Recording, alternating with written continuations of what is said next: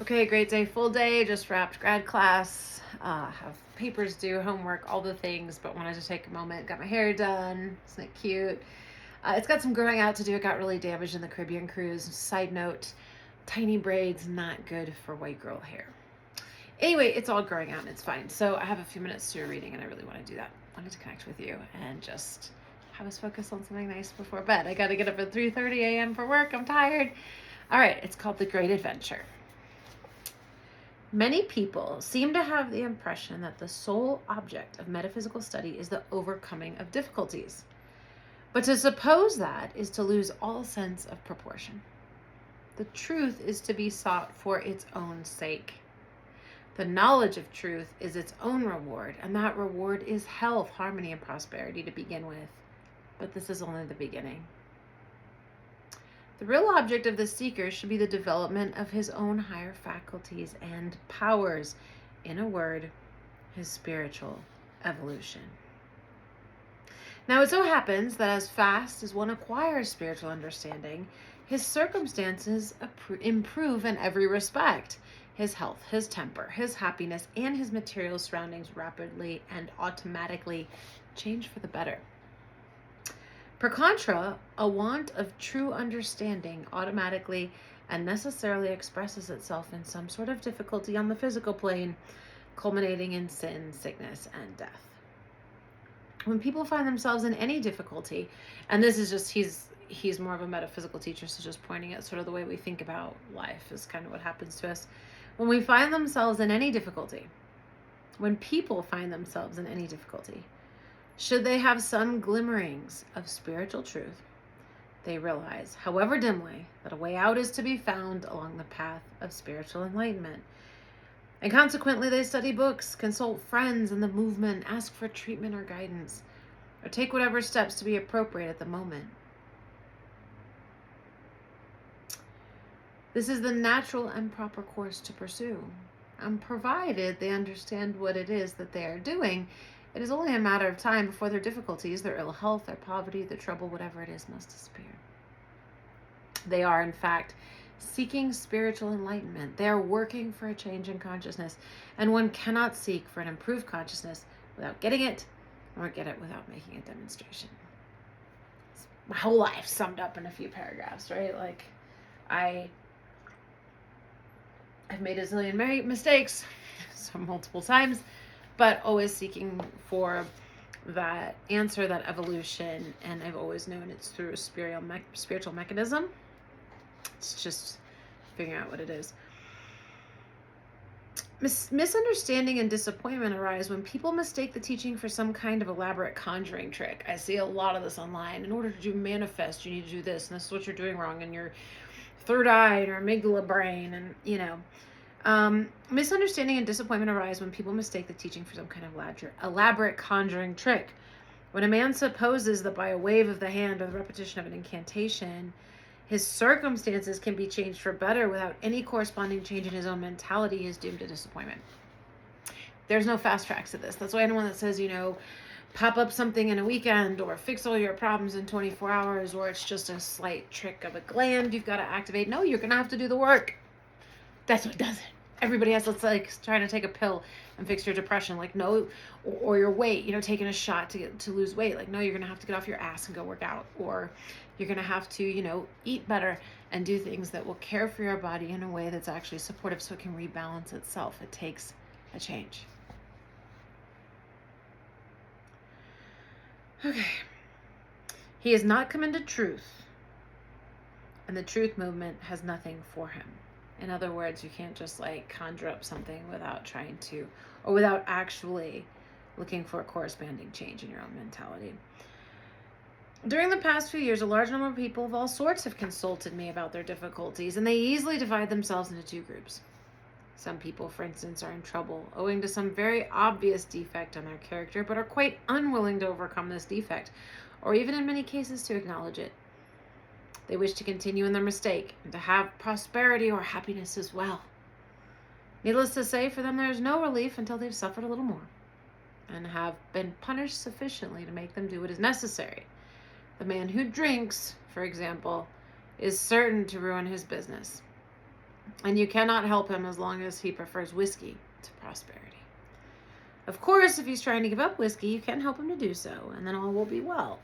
But otherwise, he will just have to go on suffering until his lesson is learned. Cheers. I've been through that journey too. And it is true. Other people complain that they have no friends, cannot keep servants, that they live unhappy, isolated lives, and a few minutes' conversation makes it obvious that there is an atrociously bad temper there which has driven everyone away. If such people are prepared to work to change themselves, the road is clear. But until they are, there's very little that can be done for them. Most of you who read this, however, will be seeking the truth in the right way, and to seek the truth in that spirit is really to have come into truth. You would not have sought me had you not already found me. That being so, you should not allow yourself to be worried or depressed merely because the demonstration is delayed. If you have sufficient understanding to believe in treatment, you have sufficient understanding to know that it must be only a matter of time before you're out of the woods. And what does it really matter, whether it is a little sooner or a little later? Any delay in getting results can only be due to one of two things. Either the mental cause of your difficulty is very deeply seated in your consciousness and is requiring a good deal of work, or else you're not yet working in the best way. And if this is so, again, it will be only a matter of time before you find what is the best way for you. It's not a nice feeling. In other words, once you're on the path, there is no hurry. Oh, but, says someone, in my case, there is the most urgent hurry, because unless I make my demonstration by Saturday, the verdict of the court will be given against me. Or my creditors will foreclose, or I shall lose the boat, or whatnot. But the answer in truth is still, there is no hurry. For the gates of hell shall never prevail. Let evil do its worst on Saturday. Let the court give its verdict. Let the creditors strike their blow. Let the boat sail. When Monday comes, prayer will still put everything right, if you can get your realization. And if not on Monday, then Wednesday or Friday or the week after next. Time does not really matter. For prayer is creative and will build the new Jerusalem for you anywhere, at any time, irrespective of what may have happened, just as soon as you can get your realization of truth. Omnipresent good, Emmanuel, which is God with you.